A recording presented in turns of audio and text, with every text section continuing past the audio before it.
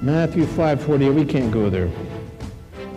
But y'all know it. Be therefore perfect, even as your Father in heaven is perfect. Oh my, that's pretty good, huh? I'll tell you, that verse has sent a lot of young Catholics into monasteries. It's sent a lot of young Adventists into Adventist monasteries. Be ye therefore perfect, even as your Father in heaven is perfect. Rip it out of context and you can really be violent. Read it in context. Starting in verse 43, you have heard it said that you shall love your neighbor and hate your enemy. But I say unto you, love your enemy and pray for those who despitefully use you, so that you might be like the Father. And what's the Father do? He makes the rain come on the fields of his enemies and his friends. Can you love your enemy? I mean, that's what it means in the context. So that you might be like the Father, be ye therefore perfect, even as the Father is perfect. Oh, let's take a look at that verse again.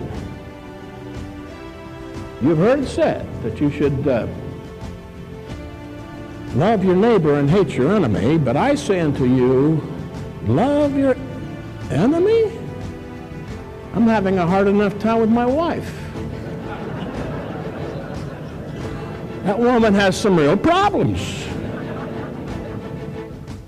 Do you mean, really? I've got to love all of my enemies and pray for those who despitefully use? I mean, all of them? That's impossible. Why don't we just make it that I get the victory over peanut butter? I mean, I like that definition of perfection. Because I've got the victory over peanut butter. I hate the stuff.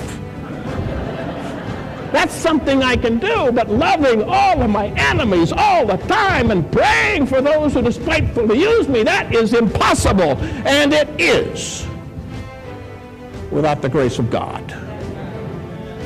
God gives us grace. Too many of us think that grace is only forgiving grace. It's also transforming grace. You get a new heart and a new mind that at least makes you want to do it. Okay?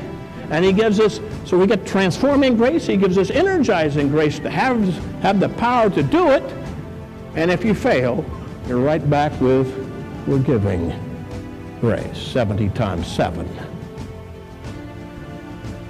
Now, the only 2 times in the Bible that Jesus uses the Greek word for perfection, both times it has to do with loving our neighbor. That's it. The word perfection actually means to mature in the love of God. God wants to take us and transform us.